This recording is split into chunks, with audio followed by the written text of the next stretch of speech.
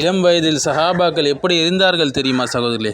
இன்றைக்கி பார்க்குற மாரி நம்ம இளைஞர்கள் போல குடிக்கும் போதைக்கும் அடிமையாகிவிட்டு பப்ஜி போன்ற கேம்களை விளையாடிக்கிட்டு இப்படி அல்ல.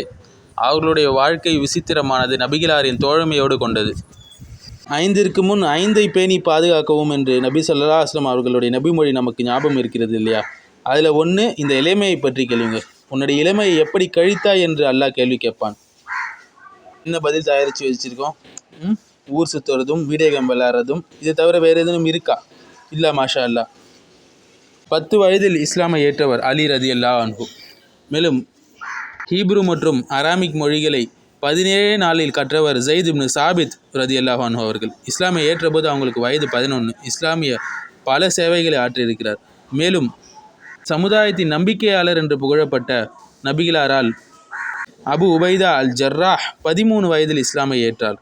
மேலும் நபி அவர்களின் வளர்ப்பு மகன் என அறியப்பட்ட நபிகளாரின் பணியாளரான ஸைத் இப்னு ஹாரிஸா ஏற்ற வயது 15. இஸ்லாத்தை ஏற்ற வயது 15. ஒவ்வொரு நபிக்கும் ஒரு உதவியாளர் இருக்கிறாங்க. எனது உதவியாளர் ஜுபைர், சொர்க்கத்தில் ஜுபைரும் தல்ஹாவும் என்னுடைய அருகில் இருப்பார்கள் போன்ற பெரும் பெரும் சிறப்புகளை ஜுபைர் அடைந்தார்கள். 16 வயதில் இஸ்லாத்தை ஏற்றார்கள்.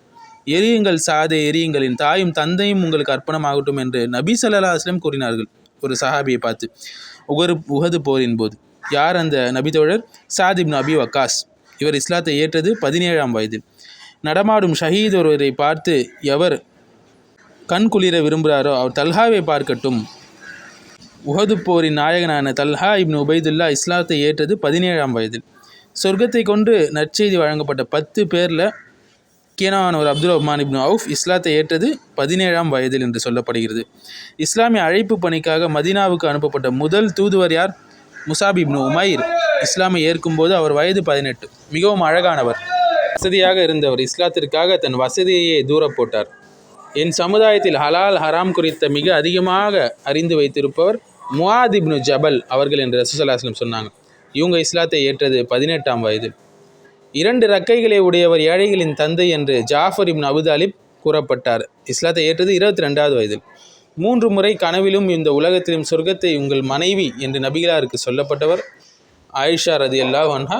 இளம் வயதில் திருமணம் முடிக்கப்பட்டார். அறிவித்த 4வது இடம் பெற்றவர் அதிகமாக ஆயிஷா ரதியல்லாஹு அன்ஹா அவர்கள்.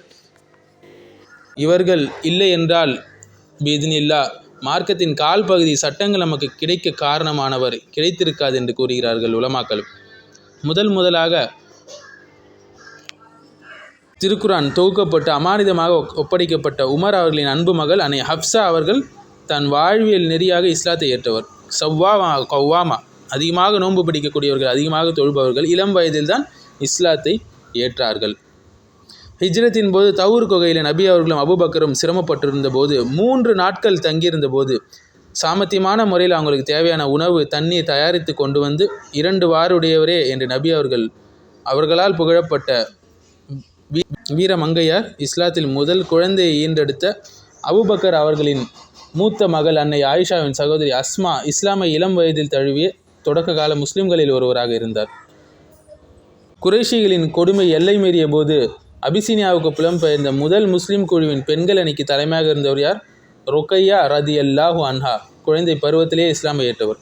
சொர்க்கத்தின் பெண்களின் தலைவி, என்னுடைய ஈரல் கொலை என்றெல்லாம் வர்ணிக்கப்பட்ட அண்ணல் நபியின் அருமை மகள் ஃபாத்திமா ரதியல்லாஹு அன்ஹா குழந்தை பருவத்திலே இஸ்லாத்தை ஏற்றவர்.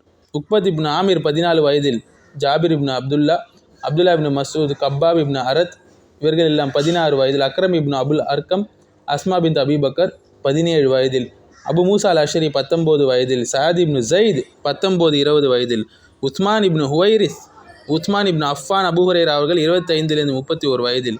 இப்படி பலரும் இளம் வயதிலே இஸ்லாத்தை ஏற்று வரலாறு படித்தவர்கள். மேலும் தன்னுடைய வாழ்க்கை முழுவதும் இஸ்லாத்துக்கு அர்ப்பணித்தவர்கள். இந்த இளைஞர்கள் எல்லாம் எங்கே? ஒரு புறம் உலகத்துக்கு நன்மாராயம் கூறப்பட்டவர்கள், ஒரு புறம் நம்மளுடைய இளைஞர்களை எடுத்துக்கொள்கள். இதற்கு நேர்மாறாக எதையுமே செய்யாமல் வெறும் உண்டு கழிப்பது, வகை வகையான உணவுகளை, மேலும் ஊர் சுற்றுவது, தவறான பழக்க வழக்கங்கள், ஆபாச விஷயங்களை பார்ப்பது, இப்படி உழன்று கொண்டிருக்கும் இன்றைய இளைஞர் சமுதாயம் எங்கே? சஹாபாக்களைப் போல இளைஞர்கள் இருக்க வேண்டும். அவர்கள் எப்படி இளமை பருவத்தில் இருந்தாங்க அப்படி வாழ முயற்சிக்க வேண்டும். அப்போதுதான் அல்லாவிடம் சொர்க்கத்தை கேட்க நாம் அருகதை உடையவர்கள்.